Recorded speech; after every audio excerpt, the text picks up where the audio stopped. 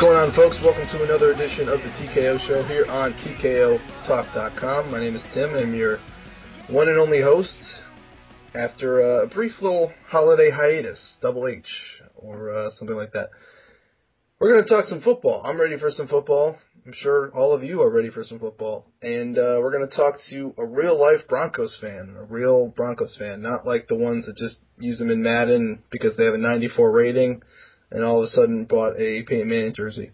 Now we're talking about a Broncos fan who's ride and died with the blue and orange for a while now. My very good friend, one of my best friends in the whole wide world, even though he just showed me something I didn't really want to see. Joseph Ailes, live from Charleston, South Carolina. Joseph, how are you? Hey, I'm good. How are you? I'm excellent. All things considered, and let's talk some football. Your team is in the same position that mine was in last year, on its way to the Super Bowl after about a 15-year hiatus, almost, I guess like 17 years for your team, maybe more. My math isn't great, so feel free to correct me. But it's been a while. It's been 15 plus years, and we were just wee lads when that was happening. You were 8 years old, if I'm not mistaken. Yep. 7 years old, maybe. So, needless to say, it's a long time coming. It's been quite a wild journey for the Broncos over the last 3 years. Let's start off with kind of the journey to excellence before we actually talk about the games themselves. At any point during the Kyle Orton, let's go even back further, the Jay Cutler, Kyle Orton, Tim Tebow years, did you ever think that you would have the best quarterback in football, would be breaking all sorts of offensive passing touchdown records, pretty much any offensive record you could think of, and would be headed to a Super Bowl at this in the year of 2013? I guess it's now 2014. To be honest, maybe, because all of those quarterbacks were so bad, we had to eventually end up with a number one draft pick. Just in a matter of the lowest common denominator. Right. Well, it's amazing. I mean, you went to the playoffs 2 years ago with Tim Tebow, but it was kind of a thing where it's like, it was kind of a just happy to be here kind of playoff run. Am I right? You're spot on. And then they ended up beating the Steelers, which was, just gravy on top of the sundae, which doesn't sound too great, but give it a try.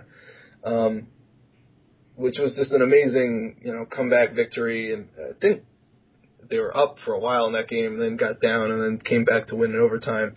And you definitely got to see, signs of greatness in that team in that year. You saw a guy like Demaryius Thomas and Eric Decker kind of emerging. You saw, Von Miller becoming one of the best players in football on the defensive side. You saw a really solid offensive line that was able to keep Tim Tebow upright and block for him when he ran. And they had a nice running game with Willis McGahee at the time. So the pieces were there. And I think everyone kind of said that, if there was a quarterback in place that could actually throw, this could be a real legit team. And then, over the summer, the Peyton Manning tour starts hitting the off season where he was visiting, Miami and all those other teams that were interested in him, and eventually he decides on Denver. What was the reaction when he chose John Elway and co? I was actually shocked at first because I thought he was going to go to the Titans because he was a volunteer in college. I figured he might go back to where he was comfortable, but definitely happy. No doubt, and immediately Demaryius Thomas, Eric Decker all shot up fantasy draft boards, and for good reason. They came awful close last year. The best record in the AFC fell to eventual Super Bowl champions, the Baltimore Ravens. Should have won that divisional game. Yeah, I mean, let's talk about that Baltimore Ravens game real quick, just to bring a smile to my face. We watched that game together, and it was a real seesaw of emotions. Every Trenton Holiday touchdown just killed me a little bit inside. Eventually, but then our secondary would just let you right back in it. I was gonna say, Raheem Moore just let Jacoby Jones get by him, and all of a sudden it was a game. Well, it was a game for a while. The Ravens, stayed competitive, but that really turned it into an instant classic. And once again, the Peyton Manning questioning started happening again. He can't win the big one. He can't win in the playoffs. His playoff record is this, and then he goes and has one of the best seasons in football history for a quarterback, probably the best, you could argue. What was the season's ride like? Because I think most people saw the schedule early on, and I think you even called the record nearly spot on. It was like, I see like 3 losses here tops. Yeah, but they weren't the same 3 that I picked, because I originally thought we were going to lose to Houston, but they ended up being a shit show. Yeah. But I think New England was on that list, and I think Baltimore was a bit of a question mark, and then Indianapolis, I think, were all the potential losses. You did end up losing to Indy, destroyed my team in the opener, and ended up losing that weird Thursday night game to San Diego, which I feel like people read way too much into going into this last playoff game. It's like, I've been on this horse for a while. Thursday night games are so stupid. You can't take anything from Thursday night games. I think you can. The only thing you can take from it is the more talented is usually the one that comes ahead. Because when you have such a short week to prepare, it's usually talent that pulls you out in the end. Yeah, that's a good point. But like, I don't know. Like, I remember watching that Bears-Giants game where Brandon Jacobs ran for like 190 yards or something, and then everyone jumped on Brandon Jacobs and was like picking him up in their fantasy leagues and everything. And you were never gonna see that again. It's just the Thursday night aberrant case. The Bears' run defense is horrible and was horrible throughout the whole season, but all of a sudden Brandon Jacobs wasn't reinvigorated. It was a lack of preparation. They signed him on like a Tuesday. He's running for 190 yards on a Thursday. I feel like we should have saw it coming, as crazy as that sounds. No one should be surprised by these things. Yeah, the Bears' defense isn't anything to be afraid of anymore. It's true.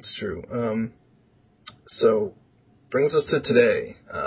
Let's talk about the little playoff run first. The San Diego game, like I said, people were making a big deal about it because San Diego beat them on the Thursday night. They had looked, very potent offensively for the last, 4 or 5 weeks of the season. Ryan Matthews was playing really well. The whole offense was looking good. The offensive line was, playing better than it had. They were controlling the clock, time of possession. Keenan Allen had really emerged into probably a top 15 receiver at least. Phillip Rivers had been playing well. They had Mike McCoy, I think his name was the offensive coordinator from the Broncos the year before. People were making a big deal about that, and it ended up being, I think the score was a little closer than it actually seemed because San Diego got some late scores. They got that onside kick. Some things happened late for them, but it was definitely a little too late. But the Broncos seemed to control that game the whole way. Were you buying into any of the storylines that the media seemed to create about San Diego, and were you really afraid of them going into that? I wasn't afraid because I feel Phillip Rivers is a bigger choke artist than Peyton Manning could ever be accused of being. Yeah. So, wasn't afraid. Ryan Matthews is pretty spotty, and they don't have, other than Manti Te'o, none of their defensive people are usually in the headlines. Yeah, and Manti Te'o's in them for all the wrong reasons. Fake girlfriends included. Indeed. I wonder if he has any real girlfriends now that he's in the NFL. I'd be curious to find out. But so then we move on to the New England Patriots, the big battle, Brady versus Manning. Manning versus Belichick, the rivalry that's gone on for like the last decade, except now, obviously Peyton is in Denver as opposed to Indianapolis.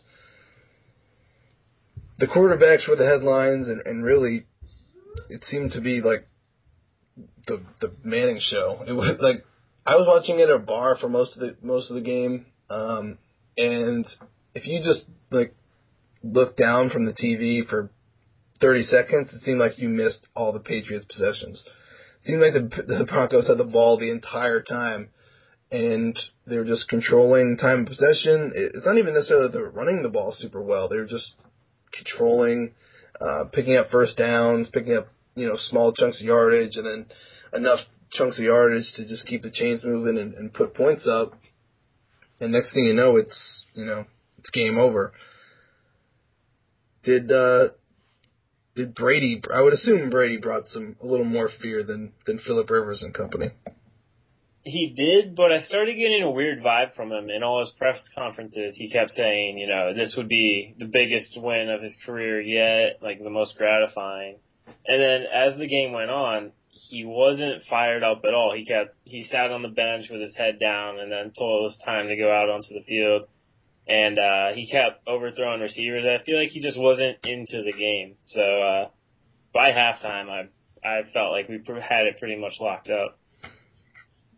Yeah, it was a weird season for the Patriots. It might be a podcast topic for another day, but they need a receiver bad. I mean, when you're just throwing to a bunch of short white guys over the middle, I mean, eventually you got to throw to the outside, and there was no one for those outside corners to respect. I mean, a big deal had been made about, Quentin Jammer moving into the starting lineup because Chris Harris got hurt, but, I mean, New England had no one to take advantage of him. I mean, Keenan Allen versus the best New England receiver is like, it's a big drop-off. I was trying to think of some, like, NBA comparison or something. It's a big drop-off. Not a whole lot of talent there on the outside for the Patriots, and that was one thing that Belichick and Brady couldn't overcome.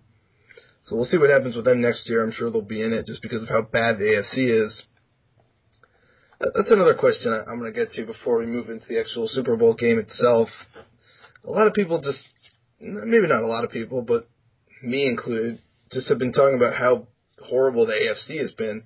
I said, like, on record, I'd rather watch, like a tournament of the non-playoff teams to see, like, who got the number one draft pick or something, rather than watch the AFC playoffs just because it was so thin.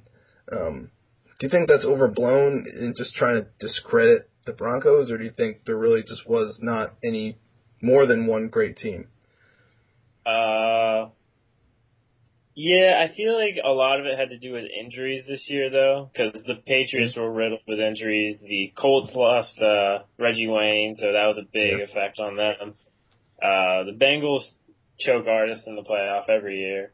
They lost Geno Atkins as well, and Leon Hall, and a couple of their defensive guys. Yeah, it's a good point. Kansas City started hard, but they didn't play anyone good until the Broncos, and they lost twice to us. So I agree that there's not that much talent in the AFC compared to the NFC, but there's teams better than they were this year. For sure. And I think next year is going to jump right back up with the injuries, like you said, and it seemed like the Texans, who I felt like, they were the worst team in football record-wise, but there's so much talent on that team. If they just get some guys healthy, if they draft a quarterback in the first round with their first pick, if they get, Bridgewater or Manziel, pick a couple more, little pieces here and there, that's a team that could jump right back into the playoff mix and be dangerous. They still have, probably the best defensive player in football, still one, a top 10 receiver, solid secondary. So, the AFC is definitely going to be a division that's going to quickly change, very much, unlike the NBA Eastern Conference, where I feel like it's going to be bad for a while. It's not going to be a one-year turnaround. And football is a different sport for sure, because the draft can make such a significant difference, and NBA guys have to develop over time. But I'm getting into a different conversation. Whatever. On the other hand, though, if Peyton Manning does retire after this year, the Broncos could easily just drop right back down into the mediocrity of the AFC. Yeah, maybe even further down. Man, that would suck if like everyone like in keeper leagues decided to keep like Demaryius Thomas and Eric Decker and Julius Thomas and O'Shawn Moreno, and all of a sudden Peyton retires. Yeah, he still has 1 year on his contract, but that's what my nightmare is. Yeah, we'll talk about that a little. We'll talk about the Brock Osweiler era a little bit later, but we're now talking some Super Bowl, going up against the number one defense in the league, and I just want to hit you with a few stats because I like Richard Sherman, and he's been in the headlines a lot. We'll talk about him in a second, more specifically about what he has to say on the mic rather than what he does on the field. But there's a couple little things I found out about Richard Sherman. When he's targeted, the opponent's quarterback rating is 39.4, which is the lowest among any corner in the league. And also, in terms of Peyton Manning versus Richard Sherman, which would be a big storyline coming in, Peyton Manning's been, this is from ESPN Stats and Information, obviously Peyton Manning's been red hot all over the field this season, but the area he struggles the most with is the right side of the field. Of 16 yards or more on the right side of the field, he's completing 35.7% of his passes. And from the 0 to 15 mark, it's 67. Those are the lowest percentages of his little grid here. And that is the area that Richard Sherman patrols the most. He takes 98% of snaps on that right side. So the area that Peyton struggles with the most is going to be the area that Richard Sherman is going to be patrolling, and that's going to be a really interesting kind of chess match going into the Super Bowl and during the Super Bowl, of course. And that's going to be the big storyline, is Peyton versus this Seattle defense. The best secondary in the league, you got Earl Thomas, you got Cam Chancellor, obviously Richard Sherman, and then the cast of other, ragtag corners they've been putting out there that have all been playing really well, despite Brandon Browner going down with his steroid suspension. Is there any, we've been talking like levels of scared as we've gone on, San Diego versus New England. Like, let's say New England was a 7. Where's Seattle on that scale? Seattle's a 10 out of 10. They're the best defense in the league for a reason. You have to respect their playmakers. They just have so many guys. Their defensive line, they switch out their defensive ends. They switch between like 4 guys that are Pro Bowl caliber: Chris Clemens, Red Bryant, Cliff Averill, and Michael Bennett. They switch snaps, so all those guys are fresh. All those guys can rush the passer. Michael Bennett and Cliff Averill, pulled off like a game-changing play against who did they play before? Against not the Panthers. Who else did they play? Who else did they play in the NFC? Why am I blanking on this? Who did the Seahawks play in the divisional round? The divisional round, they played. Oh, now I'm blanking. The Saints. That's who it was. It was the Saints. There you go. So, the strip sack, or was it against the 49ers? I think it was against the 49ers, actually. Now I'm like, all that time thinking about who they played. It might have been against the wrong opponent. Anyway, Michael Bennett had a strip sack, and Cliff Averill scooped it up and ran, for a touchdown. It was incredible, and the fact that they can have those 4 guys on such a high level rush the passer, plus that secondary, it's going to be a real challenge. And if people remember, Peyton Manning's only other Super Bowl victory came against the Bears defense, which was the number 1 defense at the time, I believe, as well. So maybe he just gets up for the number 1 defenses in the Super Bowl. And the thing about Peyton Manning, though, is he'll use your strengths to his advantage. Because you mentioned they have a line that switches out. They had a ridiculous amount of starters this year on line. But if he sees you're going to keep rushing them with fresh people, he'll go to no huddle, so you'll have no time to switch out, and then they'll get tired. He'll audible to a different play, so I feel like he'll be all right against the Seattle defense. Yeah, it's going to be interesting how they work between the running backs. Because of the secondary, do they throw short and try to challenge the linebackers, which are also really good. Bobby Wagner and those guys have been playing really well all season. Bruce Irvin. So it's such an interesting chess match, just piece versus piece. Does Sherman end up following Demaryius Thomas around, and how do the other two corners who are, definitely more, definitely younger, a little more inexperienced, a little more raw, how do they deal with taking on, they're used to guarding the second and third best guys on the team. They haven't played a team where the second and third best guys are as good as Eric Decker and Wes Welker. And that's such an interesting, dynamic, along with, it's the best offense in the league versus the best defense in the league, like literally, statistic-wise and personnel-wise. And I think it's really like the perfect Super Bowl. You have the star power of Peyton Manning, and there's not a lot of star power in the Seahawks. Russell Wilson's probably the biggest star. Marshawn Lynch is kind of like a cult hero because of the beast mode thing and the Skittles. Gotta love him.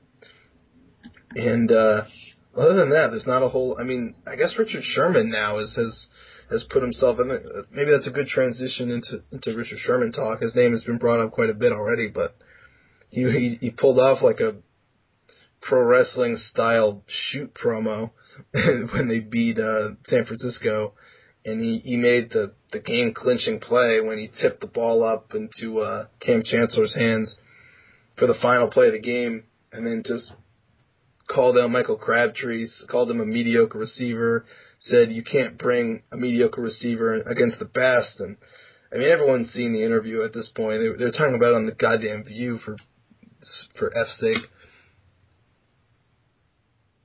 Thoughts on Richard Sherman? Are you just really excited for Payne to just light him up if that possibility is available?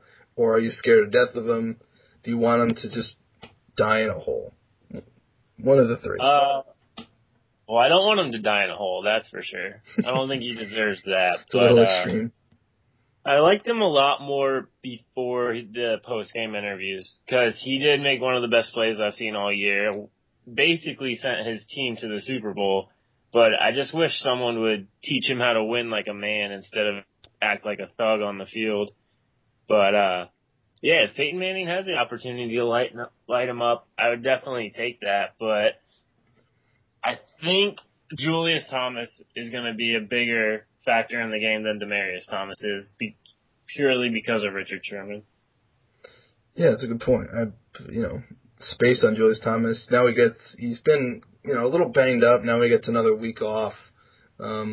He's been used kind of sparingly in the game plan, maybe to save him for the Super Bowl, or maybe maybe they see something in this matchup where they can take advantage of the linebackers and coverage. But man, Earl Thomas is just a beast when it comes to safety, like covering tight ends. Like Vernon Davis, I think, had one catch, and in terms of athleticism and size, those two are pretty comparable. I think Julius Thomas might be a little bit bigger, but if Earl Thomas can do what he did against Vernon Davis against Julius Thomas, that's going to be really interesting because that potentially, at least maybe not shuts down two of Payton's biggest options, but it definitely slows him down significantly. So it's like I said, so many interesting matchups that can be played here. If the Broncos do win, what do you do? How do you celebrate? Do you just run around the streets of Charleston naked? Do you wear your jersey for like a week straight? What's the celebration strategy? Well, I have my old school Broncos hat that I probably won't take off ever. And then I'll get down on one knee and pray to God Peyton Manning doesn't retire. Wouldn't be, I mean, it's not like a crazy idea, especially if he wins the Super Bowl, for him to just be, I'm going to Disneyland, by the way, I'm retiring. Like, there's no better way to go out than go out on top. Didn't Elway do the same thing once he won the... He did the same. Back-to-back Super Bowl, he just rode off into the sunset. I mean, maybe Payne goes for one more, and then, I mean, if you were to win back-to-back and then retire, same as Elway, that would be pretty amazing, but if he does not come back and he hangs it up, it could be one of those things, one of the things, I don't know if it's ever happened. I'd like to try and find out if a team has ever gone from winning the Super Bowl to becoming, one of the worst teams in the league. I'm sure it has. The Giants. Ravens this year. Yeah, I mean. Sorry, I didn't mean to take the cheap shot. Yeah, it's all right. The there's no room for bragging when it comes to being a Ravens fan right now. I think it was a transition year. I think we'll get back to it. We have some good draft picks available to us now, and Ozzie Newsome's always good in the draft. But this isn't about me. It would be amazing to see if the Broncos, let's say, rolled with Brock Osweiler and then signed, a decent backup like Josh McCown or something, and tried to, obviously they wouldn't do what Peyton Manning did offensively, like in terms of like scheme and game plan, but it'd be fascinating to see like a No Sean Moreno, Monty Ball combo with Brock Osweiler. Like, let's say Eric Decker leaves. Like, if Peyton retires, Eric Decker is definitely not coming back. So it'd be Demaryius, Julius Thomas, No Sean, Monty Ball, Wes Welker and his concussions, and Brock Osweiler, whoever they could sign leading the way. It would be fascinating. And Von Miller's hurt. Who knows when? I'm sure he'll, being the physical freak he is, he'll probably be back for the start of next year. But a lot of the guys you signed on defense are on one-year deals. Sean Phillips, Dominique Rodgers-Cromartie, I think Iheanacho. I'm not sure what Terrence Knighton's contract is like, but he was another guy they just kind of picked up from the scrap heap. It is a strong candidate for best to worst, but maybe it's not the worst thing to do to be worse next year, because Jameis Winston's coming out, and it could be like a Colts thing. You have 1 year of being bad, and then all of a sudden you get the best quarterback prospect in a decade. Yeah. God, I hope it doesn't come to that. But if it did, I guess it's not the worst thing. I could wait. I mean, I've waited 15 years now for this Super Bowl. I guess I could wait a year of losing to get a decent quarterback again. Yeah, exactly. What's interesting is that they should probably start planning for the post-Peyton Manning era, like this offseason. It's his last year on his deal. He could re-up for more years. I mean, obviously he hasn't shown that many signs of slowing down. And even if his deep throws aren't as accurate statistically, he could probably go another couple of years just, throwing little slant routes and comeback routes and handing the ball off. I mean, maybe he won't be like a top 3 quarterback, but he probably would still be a top 10 if he loses that deep arm touch. It seems like Tom Brady's doing, but once again, probably a topic for another day. If they just get the right pieces, if they get a good slot receiver, if they get a guy who's really good with yards after the catch, I guess that's Demaryius if he sticks around, which I'm sure he will. He's still really young. They could probably build another awesome offense around short arm Peyton Manning. So who knows? Maybe he sticks around for another 3 years. Well, he has another 1 year left on his contract after this year, but right. You got to look at the long term with him. I think he's thinking about his neck being operated on again. If he could just leave on top, why wouldn't he? He is 37 years old. How old was Elway when he won that second Super Bowl and then retired? Like in his 40s, right? I don't think he was quite 40 yet, but he was definitely up there.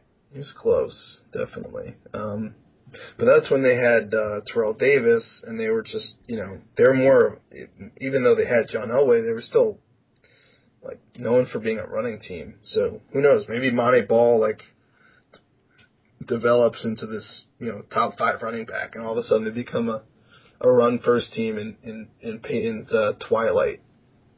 Yeah, John Elway was 38, so just around the same age. Man, it would be fascinating if they just followed the same career path. Like 30, I would not complain. Super Bowls, Super Bowl wins at 37 and 38, and then hang it up. That'd be awesome. Even just as like a football fan, like it would just be awesome. Like there'd be no better way for him to go out, especially because of the media, storylines created about him not being clutch and not being able to win in the playoffs and all that, and that holding him back from being an all-time great. But if he had 2 more Super Bowls, he'd probably be, right there with Montana in terms of argument for best ever. Right, his story is very similar to John Elway, because John Elway had been in the Super Bowl a couple times, but he never won it until his last 2 seasons. So, Yeah, very and interesting. Payton does have one, so he does have that little advantage on him. But definitely in terms of late career potential, career path following, and to me, like, I'm a little like as someone that supported the Seahawks for a while, and I said, this was my Super Bowl pick going into the year, and I picked them to go last year when the playoffs started, and I've been touting them as probably the best team in the league for a while, but I feel like they are still 1 year away. Something about it, like Russell Wilson just not playing that well, having the lights on bright, having Peyton, be there. I don't want to try to make you like all confident and cocky, but it just seems like destiny. Seems like the cards have fallen into place. I'm already confident, if you ask me. I would probably put money on the Broncos right now. Yeah, well, I think they're 1-point favorites, so it's basically a pick 'em. If you're picking the Broncos to win, it's there's not a lot of wiggle room, and but that line could change. People could jump on the Seahawks, and all of a sudden they could be favored. Do the weather conditions concern you at all? Payton's lack of accuracy in his numbers have certainly dwindled in the freezing temperatures. It's in New York, and being from the Connecticut area, I can tell you that it has not been warm the last couple weeks. Probably not projected to be that much warmer next Sunday. To be honest, Denver's not the warmest place in the world either, so unless it's, sub-zero conditions, I'm not that afraid. Yeah, and Seattle's not the coldest place either. So while on paper it seems like that run game and Marshawn Lynch would be, more acclimated to compete in the weather, they're still not used to, freezing temperatures. They're used to rain, they're used to overcast, they're used to clouds, they're used to loud noises. They're not used to playing in the snow. I really hope it doesn't snow. Just from like a fan's perspective, I don't like that Eagles-Lions game early in the year where they were playing in like a foot. That wasn't any fun to watch. That was sloppy. That was ugly. That was bad. I mean, I don't mind a little bit of snow falling because that actually adds a nice little element. But when snow's actually on the field, it sucks. Yeah. Not to mention, like, it's stupid for just mini rant. It's stupid for Super Bowls to be in cold weather climates. You should just take like 6 cities, 7 cities, Miami, where else? Arizona, go to Hawaii, Cowboy Stadium, all these places, and just rotate. Because the Super Bowl, not only is it a game, is it the championship game? One, it's an attraction. And you want people to fly there. You want people to go there and experience the week, go to all the the media stuff and the fan interaction and all that stuff. They're not going to win. It is more of an event than any other game, and I agree with having it in other places than New York on one sole premise: is how do you have a Super Bowl and you ban tailgating? Yeah, that's also just ridiculous. Because, I don't know. But according to AccuWeather.com, don't know if I'm allowed to plug them or not. They're not paying me or anything. Go ahead. But it's supposed to be 47 and sunny at the time of the Super Bowl. That would be great.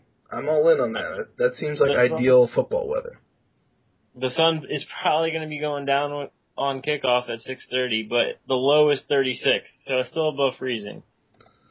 Well, if that happens, I'm in on it, and it'll be a great game. I'm looking forward to it. It was a very stressful situation last year for me, knowing that my team was in it, and I was just full of emotions, and I couldn't really actually enjoy the game.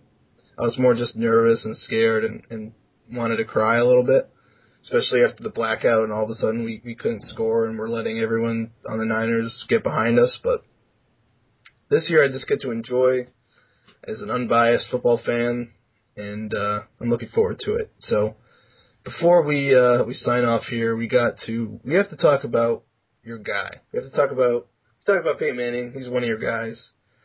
If not, you could make an argument that Peyton's your number one guy right now, but right behind him, right on his heels, right up all up in his cleats, is Kevin Durant. Just as some background, Joe is also an Oklahoma City Thunder fan, so much to the point where on our outdoor basketball hoop here at my apartment, he spray painted Kevin Durant's number on the free throw line, which is 35. So that pretty much indicates how much of a fan he is. But he's had a ridiculous stretch here with Russell Westbrook out of the lineup.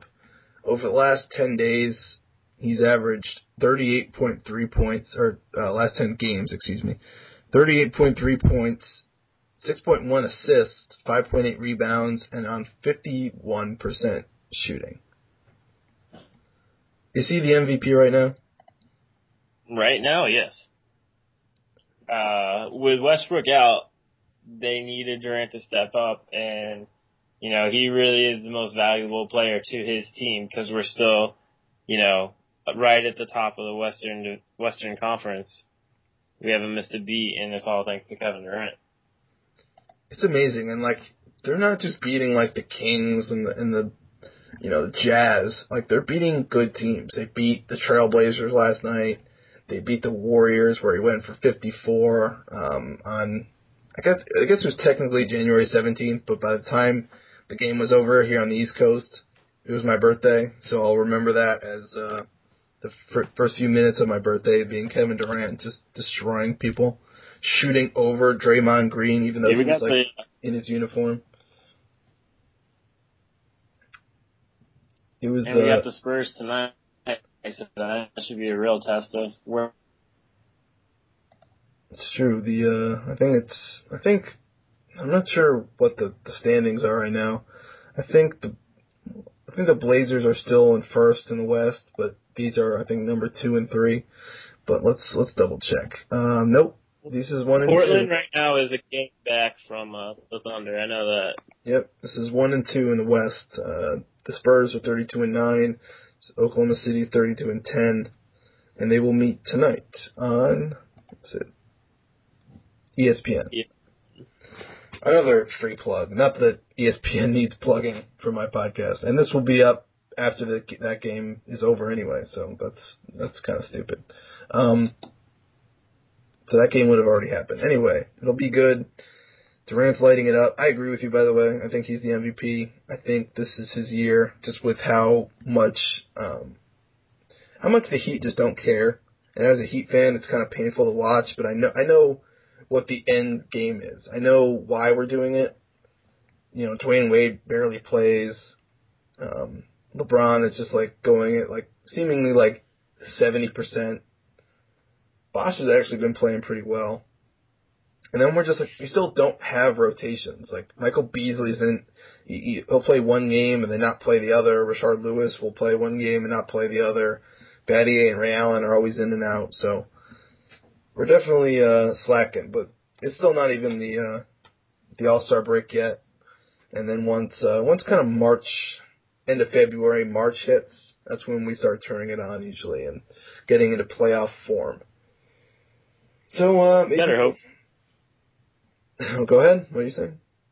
I was gonna say you better hope they turn it on because right now they're not looking like anything special. No. I do really hope so. I do hope that autopilot mode doesn't come back to bite us in the ass. Last year, I think the streak was ultimately detrimental because I think it cost us a lot of energy. I mean, we ended up winning the title anyway, but it just looked like it drained us kind of mentally and physically. This year, I wish there was at least another short streak because that was fun to watch. That made the regular season fun to watch for me as a Heat fan, and this year it's the complete opposite. It's just whatever. Let me get my numbers, and then I'm pretty much done. We're going life or death with the Celtics last night. It's pretty rough, but once the playoffs come around, we'll get to see the team in full force. Healthy Wade, LeBron going 100%. It'll be good. And whoever our first round opponent is going to get obliterated. Mostly because they'll be like 20 games below 500. They'll be like the Bobcats or someone, considering how bad the East is, but that's a topic for another day. Right. Yeah, the Knicks. Oh man, Trent will be so excited. He really thinks that they're gonna pull off a run here and get to the playoffs, and I might bet him that they trade Carmelo instead of Nick in the playoffs. The only headlines written about the Knicks lately have been should they trade Melo or not. Yeah, no, like guys like Beno Udrih are asking for trades. You know it's bad. You know it's bad when like your 12th man is complaining about playing time. Bad things for the Knicks, and they don't even have a pick. It goes to who does it go to? The Nuggets? I think it goes to the Nuggets. So the Nuggets are excited, if anything. Yeah. All right. Well, that'll pretty much do it for this portion of the podcast.